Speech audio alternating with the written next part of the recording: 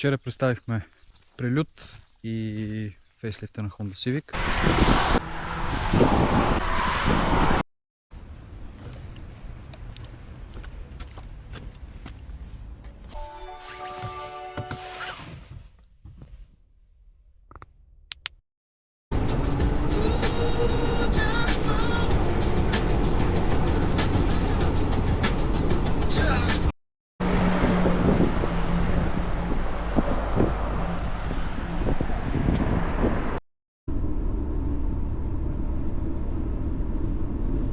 One eternity later.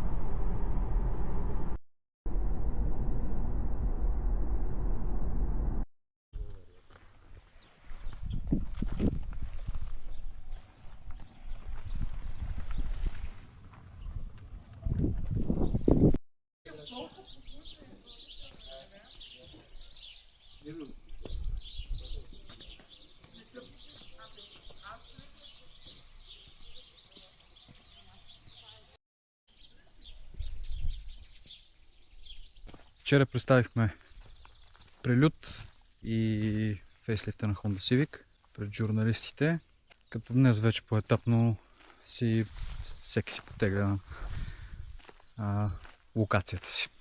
Колата е, меко казано, страхотна. Знаете, че рядко излизат купета вече, като едно време почти всеки един модел да има купе версия. Но автомобилът се прави на платформата на Honda Civic. Реално е с същата хибридна технология, но автомобилът върви много по-добре. Не е по-лек. Не е по-лек от Civic. Реално автомобилът е с 50 кг приблизително по-тежък. Реално е заради по-голямото стъкло отзад. Но колата компенсира страшно много. Друго, което мога да кажа е, че новата технология S-Shift, S+, всъщност придава наистина усещане, че автомобила има предавки, че има предавателни числа и че наистина тия предавателни числа се усещат. Когато е включен този режим,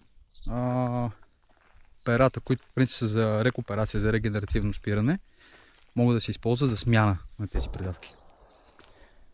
Ще има детайлно видео малко по-нататък във времето, когато автомобил бъде позициониран все пак и в нашия шоурум. От мен за сега е това. Очаквайте скоро видеото. Може да ударите един лайк. Може да направите направо заявка за тестово шофиране от сайта на Honda, honda.bg или botrakomotors.bg. Чао!